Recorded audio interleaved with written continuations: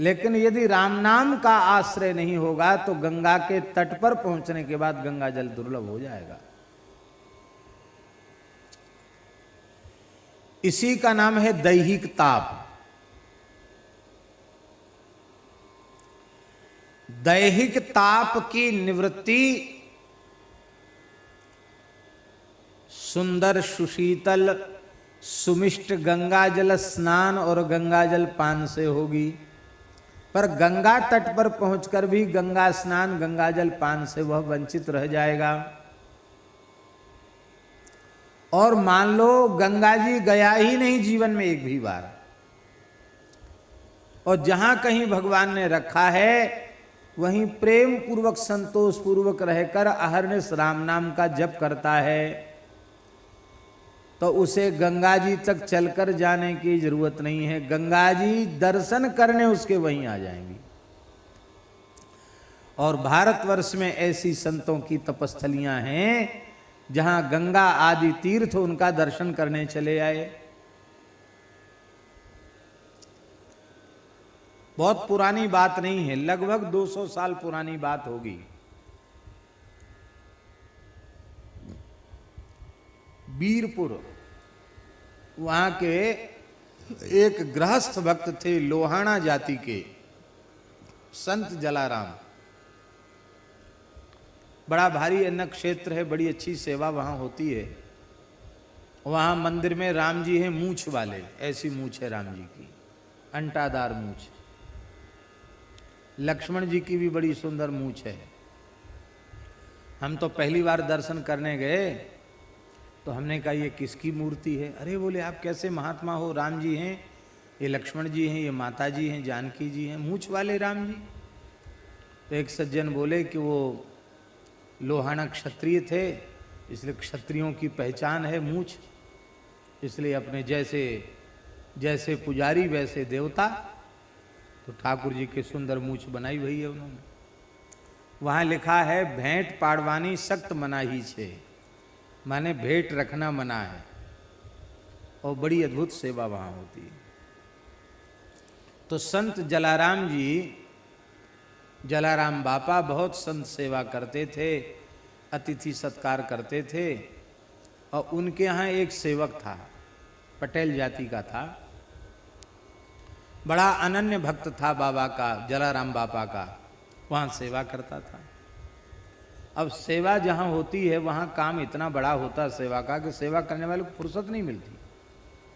तो जलाराम जी भी सेवा में व्यस्त रहते, उनका सेवक भी सेवा में व्यस्त रहता, उनकी पत्नी भी वीराबाई वो भी सेवा में व्यस्त रहती। संतों की जमातें आती रहती, तो संतों से सुन सुनकर उस पटेल भगत के मन में एक इच्छा जग गई कि मैं तो कहीं गए ही नहीं किसी तीर्थ यात्रा में, मैं कम से कम ज़्यादा नहीं तो तीर्थराज प्रयाग तो हो ही आऊँ, त्रिवेणी संगम में गोता लगा के आऊँ एक बार जीवन, नहीं तो ऐसे ही चला जाएगा। वो जलाराम जी से पूछे महाराज मन है कि हम प्रयाग में जाकर त्रिवेणी स्नान करके आवें। जलाराम जी ने कहा देखो संतों के चरणों में 68 करोड़ तीर्थ होते हैं, और जो भी संत इधर द्वारिका की यात्रा के लिए जाते हैं, सोमनाथ की यात्रा के लिए जाते हैं, वे सब सहज कृपा करके दर्शन देते हैं। उनका दर्शन, उनका पूजन, उनकी सेवा, उनका चरणोदक लेने का सौभाग्य हम लोगों को मिलता है। तो सब तीर्थ ही हो गए। और अहरनिश राम नाम का हम लोग जप करते हैं, कीर्तन करते हैं। तो जहाँ हरिनाम कीर्तन होता है, ठाकुर सेवा, साधु सेवा, गौ ब्राह्मण की सेवा होती है, वहाँ तो सब तीर्थ अपने आप ही विराजमान रहते हैं। इसलिए कहाँ जाओगे, क्यों कष्ट उठाओगे, यहीं सब मिल जाएगा। लेकिन वो कई बार कोई बात दिमाग में बैठ जाती तो समझाने से भी निकलती नहीं है। वो तो कहे हो गया महाराज, हो जाएगा हो जाएगा, इतने दिन हो गए अब तक तो कोई अनुभूति भई नहीं, आप जाने से मना करते हो, आप अनुमति दो, हमारे मन में जाने की बड़ी प्रबल इच्छा है। तो जलाराम जी हंसने लगे, बोले तो ठीक है, अब आज तो बहुत विलंब हो गया, कल देख लेना, कल चले जाना, तुम्हारा मन हो तो कल चले जाना। तो उसने क्या सोचा भगत ने कि ये रोज ऐसे ही कह देते हैं कि आज तो देर हो गई, कल देख लेना, और कल फिर वो सेवा में लग जाते हैं, फिर शाम हो जाती तो कहते कोई बात नहीं, आज तो कोई बात नहीं, कल देख लेना। तो इनका कल तो आवेगा नहीं, इसलिए अनुमति हमको हुई, हम आधी रात को यहाँ से चल पड़ेंगे। तो अपना लोटा सोटा लंगोटा कमंडल जो कुछ था सब लिया और लेकर के वो चलने के लिए तैयार हुआ आधी रात के समय। तो उसने क्या देखा कि एक राजा जैसे सजे धजे व्यक्ति बड़ी श्रद्धा पूर्वक हाथ में झाड़ू लेकर झाड़ू लगा रहे हैं, और 3 देवियां, एक देवी गौर वर्ण की है, एक देवी श्याम वर्ण की है, एक देवी कुछ अरुण वर्ण की है।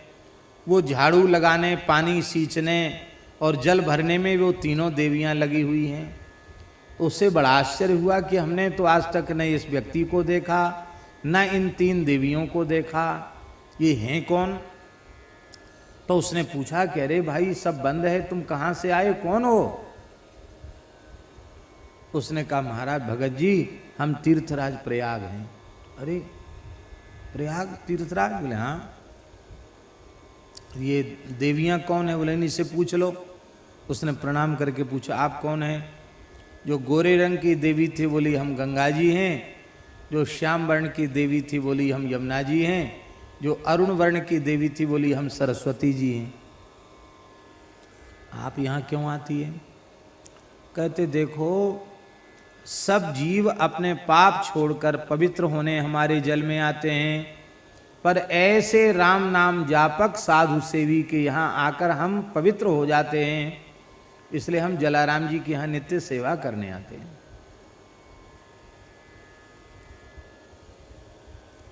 अब वो गया, उसने अपना आसन बासन सब निकाल दिया और सो गया जाके। सवेरा हुआ तो जलाराम जी ने कहा रे भाई भगत तुम गए नहीं? कहे गए तो नहीं, अब कभी जीवन में जाना भी नहीं है। क्यों? हम जाएं किसके लिए, कहाँ जाएं? तीर्थराज प्रयाग, गंगा यमुना सरस्वती तो यहीं आती हैं, तो हम कहाँ जाएं? ये है सबसे बड़ा तीर्थ राम नाम है।